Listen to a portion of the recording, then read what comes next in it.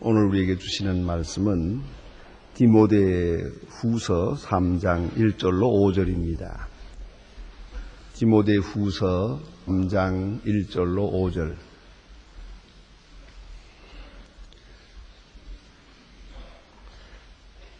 다 같이 저와 같이 한 목소리로 봉독하겠습니다.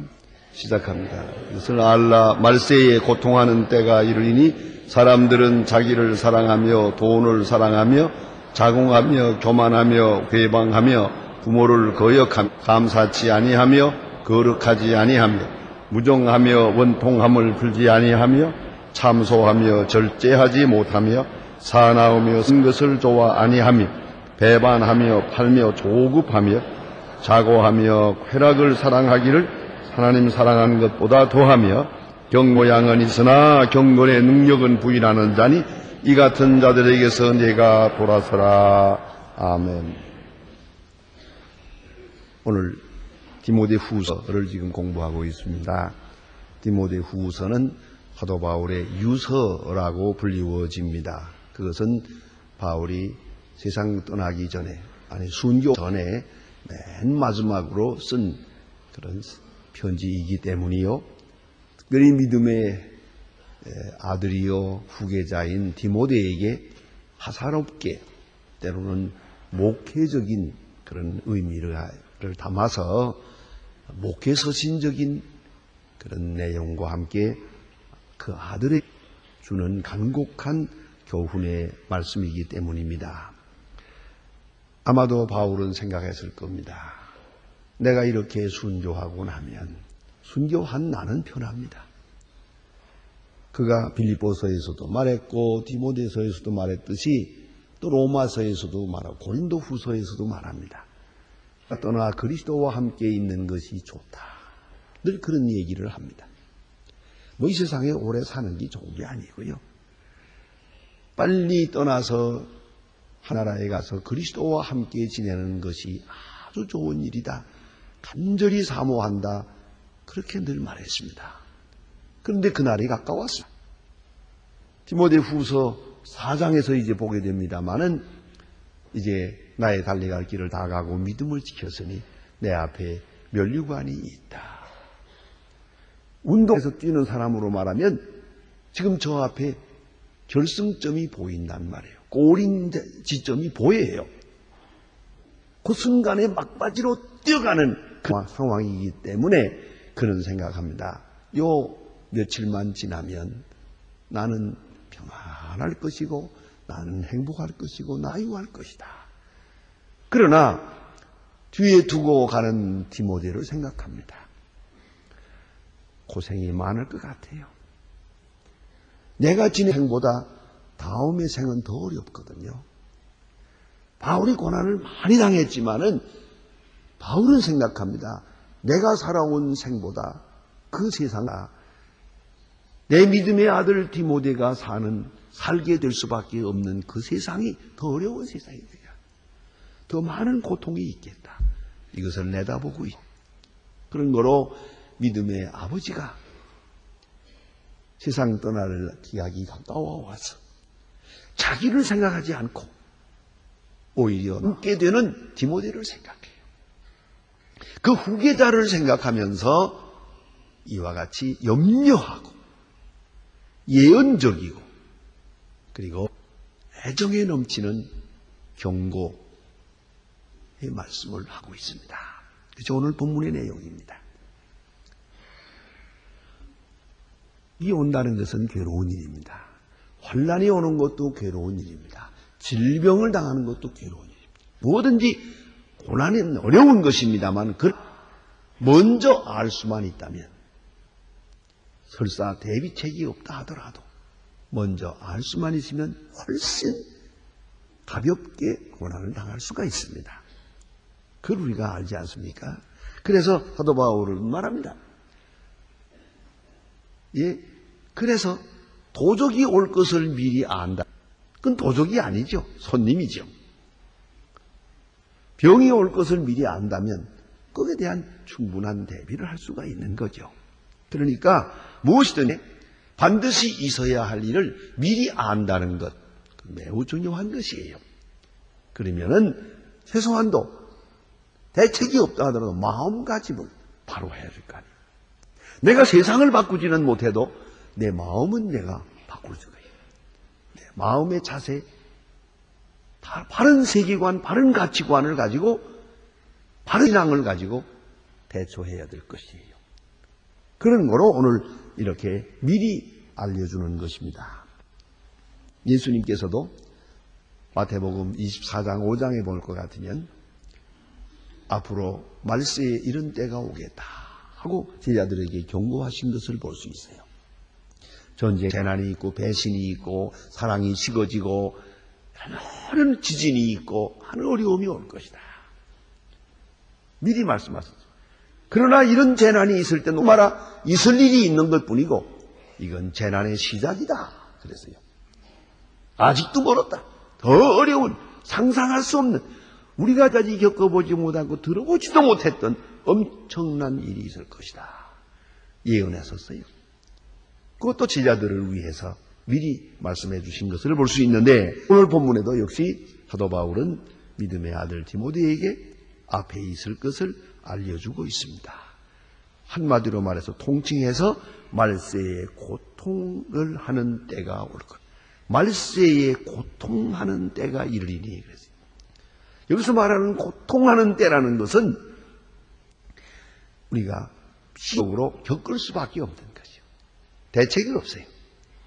피할 수도 없어요. 반드시 있을 일이요. 이러한 세대가 오겠다라고 그런 거로 이것을 내가 알라. 고통하는 때가 이르리라. 이것을 미리 알아야 할 것이다. 이것을 알라. 그리고 하고, 그리고 대처하고, 그리고 살아야겠고, 그리고 전도해야겠다라고 말씀합니다. 유대 사람들의 시간 개념이라는 것은 age to come 이렇게 말합니다. 오늘의 시대, 지금 있는 이 세대와 또 앞에 올 세대. 쉽게 말하면 현세와 내세 이렇게 두 세대로 나누어 생각합니다. 그 시간 개념의 기본입니다. 여러 가지 시간에 대한 이론이 있지만은 유대 사람들의 시간은 딱 현세와 내세, age and age to come, 앞으로 오는 시대, 이것을 연결해서 생각합니다.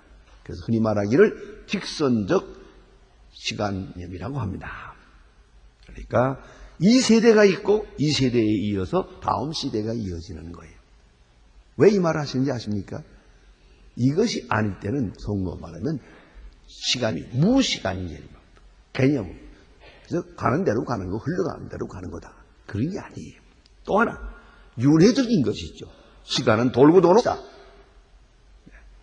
성경은 그렇지 않아요. 히브리 사람들의 개념도 그렇지 않아요. 창조가 있고 말세가 있어요. 그리고 내세가 있어요.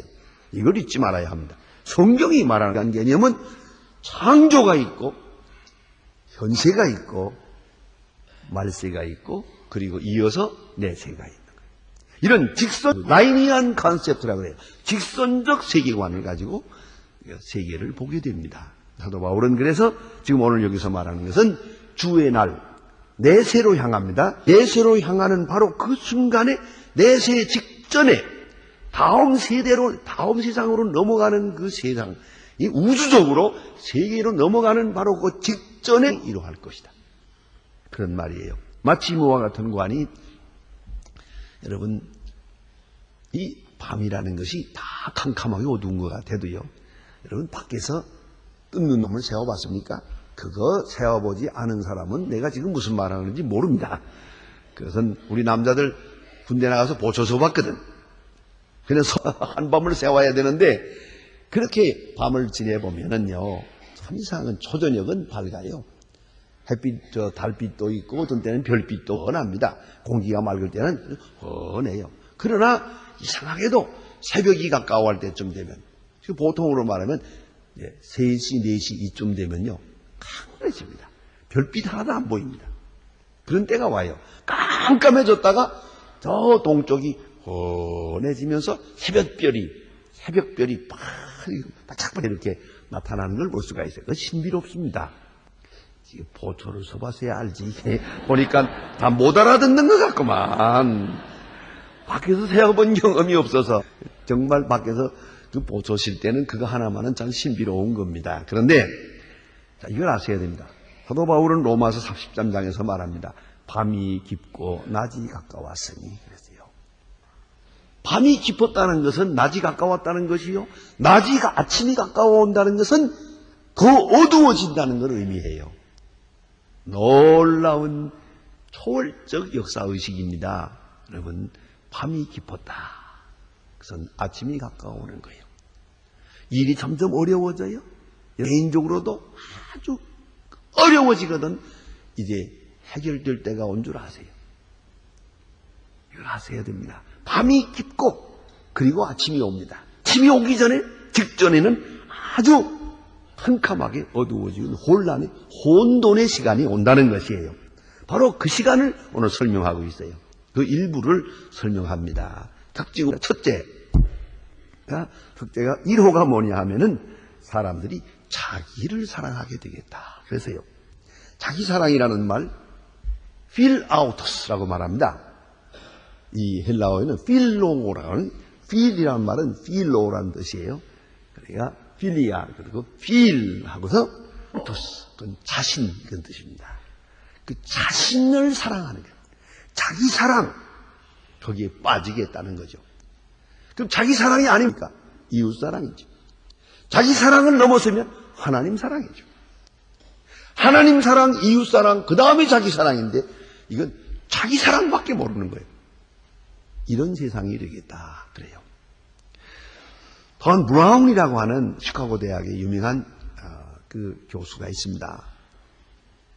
그분이 쓴 글에 보면은 이 세대가 이렇게 파혼이 많고 이혼이 많고 비혼이 많고 결혼하지 않는 사람이 많고 가정이 막 파괴되어 나게 돼. 세상에 지금 가장 허용하게 무서운 혁명이 바로 가정 파괴입니다. 도대체 이 문명국가에서는 결혼 대상에서 결혼 못하는 사람이 40%예요. 그러니까 요새 뭐 어쨌든 간에 결혼을 한 번 한다는 것만 가지고도 특별한 사람이에요. 그걸 알아야 돼요. 안 하기도 하고 못 하기도 하고. 그 왜 이래지느냐? 왜 못하고 안 하느냐? 또 했다가도 파괴되고. 우리나라에도 지금 이혼율이 50%가 육박한다고 합니다. 왜 이래지느냐? 가정이 막 파괴돼. 그게 얼마나 불행하다는 건 저들도 잘 압니다. 그 왜 이래지죠? 이에 대해서 던 브라운은 이렇게 말합니다.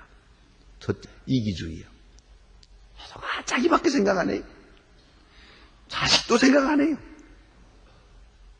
옛날엔 그 할머니들이 손자, 손녀 봐주는 게 재미였어요, 그게. 그 낙이. 요새는 손자, 손녀 봐주라고 그러면 택도 없다. 내 아들 내가 키우라고 그러잖아요. 안 봐줘요, 안 봐줘요. 그 옛날 얘기예요. 그래서 그러잖아요. 손자, 손녀는 올 때 반갑고 갈 때 더 반갑고. 그러잖아요. 지독하게 이기주의요. 그래가지고 손자, 손녀를 안 보고, 자, 그래서 뭘 하는 거예요? 병원에 다니죠, 뭐. 찜질방 다니고. 그렇지 않습니까? 그러니까 이게 문제라니까요. 그때 그다 할 일이 많은 이기주의거든. 철저하게 이기주의요. 그런가 하면 커미트멘트가 없다 그랬어요. 커미트멘트. 다시 말하면 수고하고 희생하는 게 없어요. 희생하고 싶지 않아요. 내가 왜 손해보느냐? 내가 왜 손해보느냐? 절대 손해 안 보겠다는 거예요. 글쎄 봅시다.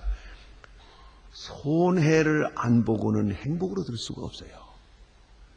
손해를 아는 삶의 보람을 찾을 수가 없는 게 인간의 본질이에요. 철저하게 손해 안 보겠다. 이기적이고 희생을 안 하겠다.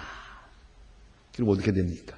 사실 솔직히 말하면 내가 결혼 주례할 때마다 늘 얘기합니다만 이 결혼이라는 것도 알고 보면 사랑이 뭡니까? 사랑이 희생이에요.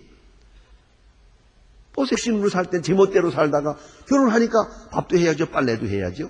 돈도 벌어야죠. 다 희생이죠. 희생 아닌 게 어디 있어요?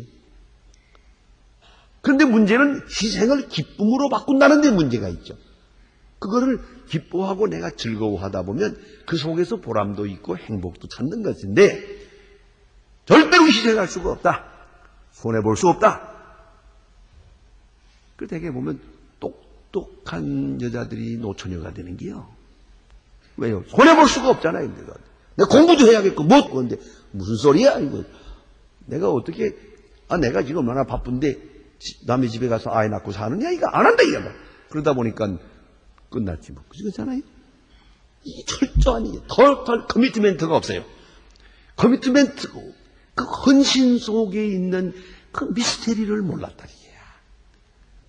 그러니까, 이게 현대의 비극이에요. 그런데, 아울린이라고 하는 유명한 신학자가 있습니다.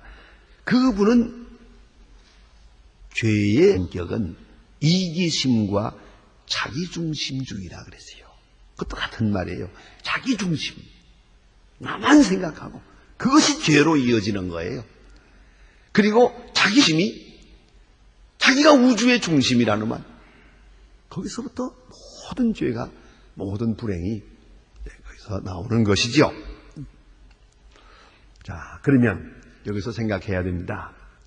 자기를 사랑하며, 그런데 오늘 사도 바울의 논리는 뭐냐 하면은 자기 사랑 불가합니다. 자기 사랑은 없어요. 있을 수가 없어요. 자기 사랑하면 보세요. 고독해지지요? 고독은 죄입니다. 또 복이 없어요. 당연하죠. 그 다음에는 허무주의에 빠져요. 이제 나이가 많이 든 다음에는 나는 무엇을 위해 살았던가? 아무것도 없어요. 허무한 거예요. 정말로 허무한 거예요. 이래서 이기주의는 자기가 파놓은 함정이라는 거예요. 이제 로마서 14장 7절로 8절을 제가 읽을 테니 들어보세요. 자기를 위하여 사는 자가 없고 자기를 위하여 죽는 자도 없도다. 우리가 살아도 주를 위하여 살고 죽어도 주를 위하여 죽나니 사나 죽으나 주의 것이로다. 여러분, 자기를 위해 살 수 있습니까? 자기를 위해 죽을 수 있습니까? 자기만 위하고 행복할 수 있습니까? 이기주의 불가. 이기주의 불가로는 돼요. 이걸 모르기 때문에 문제예요. 이것을 너무 늦게 깨닫기 때문에 되돌아올 수가 없는 거예요. 철저하게 여기 사람은 철저하게 비참해지는 거예요. 이걸 잊지 말아야 합니다. 손해 좀 보세요. 뭐 희생까지 못 가더라도 손해를 각오하세요. 손해를 좀 보세요. 그것이 뒤늦게는 행복으로 되돌아올 테니까요. 그 다음에 두 번째 특징을 말했습니다. 돈을 사랑하며 그랬어요. 돈을 사랑하며. 예? 사람들이 돈을 사랑합니다. 이건 말하자면 물질 사랑에 대한 대표적인 표현입니다. 돈이 물질 아닙니까? 돈으로 살 수 있는 건 물질이거든요. 그러니까 돈 사랑, 필 알구로스라고 하는 말은 금전애, 임금애를 말합니다. 물질 만능주의에 빠지는 것을 말합니다. 재미있는 얘기가 하나 있어요. 어떤 아버지와 아들이 있었는데 아버지가 먼저 죽었어요. 그 다음에 얼마 있다가 보니까 아들이 또 죽었어요. 그런데 두 사람 다 지옥에서 만났어요. 아버지가 지옥에서 고생을 하다가 아들이 들어온 걸 보고, 야 이놈아, 너 지옥에 오지 말라고 내가 못할 짓 다 해가면서 돈 벌어서 너 도둑질하지 말고 너 참 착하게 살라고 내가 돈 벌어주고 왔는데 왜 지옥에 왔냐? 그랬어요. 내가 너 사람답게 살기 위해서 나는 죄를 지어가며 지옥까지 왔는데 너는 지옥에 오지 말아야 될까? 했더니 아들 하는 말이, 어쩌면 나도 가난했더라면 천당 갔을 건데 아버지가 공짜 돈을 많이 벌어줘서 그거 쓰고 돌아다니다가 죄 짓고 여기 오지 않았어. 부자가 다 떨어졌더랍니다. 이 돈이라는 게 참 좋은 일에 쓰면은 기가 막히게 좋은 건데 그보다는 사람을 못 살게 만드는 경우가 많아요. 그런데 돈의 기본 철학은 뭐냐면 돈을 사랑하면 안 돼요. 돈을 지배해야죠. 그런데 돈 사랑하는 데 문제가 있어요. 그것도 맘모십이에요. 돈을 우상으로 섬기는 거예요. 돈이면 다 된다고 생각해요. 그것이 문제죠. 황금능주의죠. 이 물질주의에 빠지면서 이렇게 된단 말이에요. 그렇기 때문에 돈 사랑이 현대인의 특징이다. 생각을 해야 되겠습니다. 또 하나는 자궁하며 교만하며 그랬어요. 사람들이 교만해요. 그리고 이기주의에다가 교만까지 하니까 이건 정신적 이기주의 말하는 거예요. 교만합니다. 현대인들 교만합니다. 교만은 멸망의 선봉이에요. 교만하고 망하는 거예요. 겸손하고 망하는 법이 없어요. 개인이건 나라건 교만하면 망하는 거예요. 그런데 말세 인간의 속성의 특징이에요. 전부가 자기가 잘났어요. 다 교만해요. 그 마음속 엄청난 교만이 있어요. 오늘도 사회의 복잡한 문제가 다 교만 때문이에요. 그리고 시기와 질투. 교만하고 나면 시기하죠. 질투가 있습니다. 유대 랍비의 교훈 가운데 이런 재미있는 얘기가 있습니다. 한 천사가 세상에 내서 사람의 모습으로 나타나가지고 사람들 속에 살아가고 있는데 여행을 하는 먼 길을 가다 보니까 두 사람이 길을 가고 있어요. 같이 따라서 세 사람이 갔죠. 가는 도중에 이 사람이 시간을 오래 같이 가면서 자기 자신을 얘기했어요. 나는 사람이 아니고 천사예요. 헤어질 때가 되니까 이제 천사인데 모처럼 당신들 만났으니까 두 사람 중에 누구든지 한 가지 소원만 말씀을 해주세요. 그러면 제가 그 한 가지 소원은 꼭 들어드리겠습니다. 그리고 먼저 말한 사람의 소원을 들어드릴 것이고요. 둘째 말하는 사람의 소원은 꽃배기로 드리겠습니다. 그랬어요. 자, 이제 두 사람이 소원을 말할 것 같습니까? 처음 말하면 손해잖아요. 두 번째 말해야 배를 받는다는데 말 안 하는 거예요. 서로 말 안 하는 거예요. 한 사람은 욕심쟁이고 한 사람은 질투해요. 꾸러기예요. 아주 시기 질투의 마음이 많은 사람이에요. 서로 말 안 하는 거예요. 자, 내가 더 많이 얻어야 갔으니까 말할 수가 없고 욕심쟁이는 또 질투하는 사람은 다른 사람 나보다 꽃배기 갖는 거 못 보지. 그러니까 말을 안 하는 거예요. 이제 정말 헤어질 때가 됐어요. 이제는 기회가 없는데요. 그랬더니 욕심 많은 사람이 수많은 사람이 목을 딱 조이고 이놈아 네가 먼저 말해. 안 하면 죽이겠다 그랬대. 그리고 목을 꼭 조이니까 이 사람이 뭐라고 했는지 아세요? 그럼 말할게요. 내 눈을 하나 뽑아주세요. 그랬어요. 어떻게 생각하세요? 자기 눈이 빠지는 동시에 욕심 많은 사람 눈 둘 다 빠졌지. 사람 참 못됐죠? 사람들이 욕심이 많은 것까지는 좋은데 거기다가 또 플러스 질투가 있거든요. 그래서 문제라니까요. 그래서 자궁하며 교만하며 욕심하며 질투하며 이런 세상이에요. 이게 바로 말세의 징조예요. 그다음에 회방하며 배신하며 그러세요. 예? 그건 왜냐? 전부 자기가 앞서고 있고 도덕과 윤리와 기본적인 기준을 상실했기 때문이에요. 그다음에 또 본문에 보면 부모를 거역하며 그래서요. 정말입니다. 옛날에는 부모에게 순종했어요. 요새는 부모를 거역해요. 부모를 거역한 사람 양심을 거역해요. 도덕률을 거역해요. 진리를 거역하게 됩니다. 어렸을 때 부모에게 순종하지 못한 사람 커서 어느 누구의 말도 순종하지는 못해요. 거역 체질이 되고 반항 체질이 되어버리는 거예요. 부모에게 순종한다는 것이 기가 막힌 중요한 윤리의 기초가 되는 것이고 또 감사치 아니하며 그래서요. 고마워할 줄 몰라요. 요새 사람들 참 고마운 줄 몰라요. 우리가 지금 얼마나 좋은 여건에 있습니까마는 고마운 줄 모르고 사는 사람처럼 불행한 사람이 없어요. 조금만 이래도 고개 생각하고 그것보다 행복이 없죠. 행복이 따로 있습니까? 고맙게 생각하면 그것이 행복이거든요. 요새 사람들은 또 복수를 잘해요. 오늘도 보니까 원통함을 풀지 아니하며 그래서요. 원한을 맺고 한에 맺히고 복수하는 마음인 거죠. 이런 얘기가 있습니다. 어느 부부가 있었는데 이 부인이 지금 죽어가요. 죽는다 생각해서 남편 앞에서 회개하는 말을 했어요. 임종어를 유언 겸 죄를 자복했습니다. 그래도 마지막 죽으려면 진실을 말해야 되잖아요. 그러니까 부인이 남편에게 하는 말이 내가 당신의 금고에서 몰래 만불을 꺼내가지고 당신의 친구와 놀아놨습니다.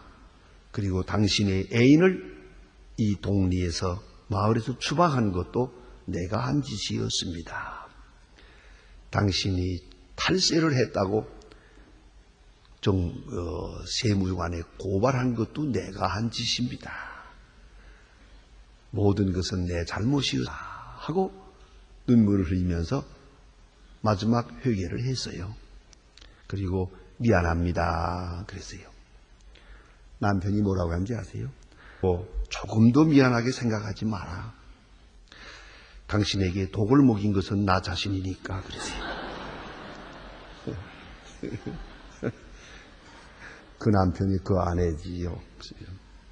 여러분, 원한을 품지 않고 그 한을 풀지 않고 사는 거죠. 얼마나 무서운 일인지 알 수가 없어요. 다음에 또 한 가지 오늘 본문에서 중요하게 말해주는 건 참소하며 째하지 아니하며 무정하며 거룩하지 아니하며 사나우며 그랬죠. 잔인성이에요. 요새 그런 걸 많이 봅니다.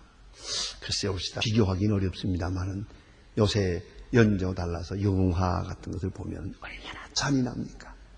그러나 나는 압니다. 일본 가서 보니까 일본 영화 엄청나게 잔인합니다. 깜짝깜짝 몸소리가 치게 잔인한 짓을 합니다. 왜요? 왜 이래야 됩니까? 그것은 감각이 무화되기 때문이에요.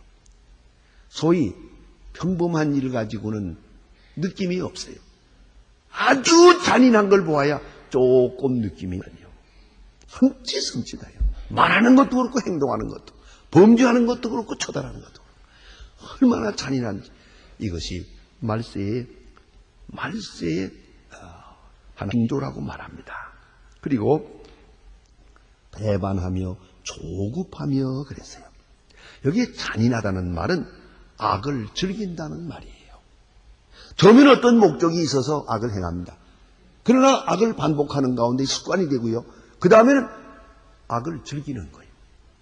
사람 죽이는 걸 즐기는 거예요. 전쟁 즐기는 거예요. 강도하는 것도 즐기는 거예요. 이 잔인성, 바로 이것이 말세 인간의 속성이에요. 다음에 조급하며 그랬어요. 조급하다는 말을 할 때마다 제가 오래전에 읽은 책 한 구절이 늘 생각이 납니다. 인도 철학에 대한 것을 제가 한번 보는 중에 그런 말을 듣고 오래오래 기억나고 있습니다. 사람의 인식 속에서 공간인식과 시간인식은 반비례한다. 좀 설명을 드릴게요. 여러분 가운데 혹 이렇게 답답해서 뭐 여행을 합니까? 혹은 세계 여행을 합니까? 아유 답답해 못 견디 가서 여행을 해보세요. 세계로 한번 이 나라 저 나라 많이 다녀보죠. 그리고 돌아와 보세요. 어떻습니까? 이제는 다 보았으니까 괜찮다 할 것 같습니까? 한 달 후에 또 나가야 돼요. 나갔던 사람 또 나가고 이런다고요. 이 공간이 인식의 공간이 넓어지면 시간에 대한 것이 자꾸 초조해져요. 자꾸 좁아지는 거예요. 시간이. 또 그런가 하면 옛날 사람들은 임마누엘 칸트 같은 사람은 한평생 마을 밖을 나가본 일이 없대요. 그러나 그저 가만히 앉아있으면 하루 종일 있어도 상관이 없어요. 시간의 인식이 길기 때문이에요. 그래서 많은 구경을 한 사람이 오히려 마음이 편안할 것 같아도 안 그래요. 초조하고 봅니다. 너무 구경 다니려고 그러지 마세요. 그냥 안방에 앉아서 가만히. 그죠? 그 요새 그 텔레비도 말썽이야. 텔레비가 사람의 생각의 공간을 넓히거든요. 이거 보고 저거 보고 자꾸 보다 보니까 채널을 이 돌리고 이것도 마음에 안 들어가지고 텔레비를 10개 놓고 사는 사람도 있잖아요. 화면을 여러 개 놓고 이렇게 보고. 미친 짓이죠. 하나나 제대로 보지. 이게 왜 이래지는지 아세요? 이게 뭔가 공간, 인식의 공간이 넓어질 때 시간에 대해서 시간이 자꾸 초조해지는 거, 불안해지는 거예요. 여러분 아시는데 옛날 사람들이 돌당다는 게 뭡니까? 동굴 속에 앉아가지고 가만히. 여러분 하루 종일 있어도 되고 며칠 있어도 되는 거예요. 이게 이 시간에 대한 인식이 빨리 가야 사람이 초조하지 않고 불안하지 않은 거예요. 돌을 닦는다는 게입니다. 이게. 그런데 우리가 이 공간의 인식이 넓어지면서 자꾸만 불안해졌어요. 지금 견딜 수가 없어요. 미치는 거예요. 이게. 인도 철학에 그런 이론이 나옵니다. 요새 현대 사람들 정말 달나라를 가느니 뭐라니 또구나 이 영화니 비디오니 인터넷이니 해가 인식의 공간이 너무 넓어졌어요. 레인지가 너무 넓어졌어요. 반대로 속은 점점 초조해지는 거예요. 불안해지고 초조해지고 짧아지고 시간 인식이 짧아졌어요. 못 견뎌 하는 거예요. 마지막에 자살까지 하잖아요. 그렇기 때문에 현대인의 특징은 조급함입니다. 쾌락주의요. 쾌락을 좋아하며 더 말할 것도 없지요. 쾌락의 방법이 너무 동물적이고 잔인하고 속되고 그래요. 쾌락주의요. 그리고 마지막으로 사도 바울은 말합니다. 이것은 경건의 모양은 있으나 경력은 부인하는 자니. 그래서요. 경건, 종교생활까지도 경건의 모양은 있는데 경건 내용은 없어요. 경건은 능력이에요. 경건은 외형이 기도하는 모습이 아니에요. 기도하는 시간의 길이도 아니에요. 경건은 곧 능력이에요.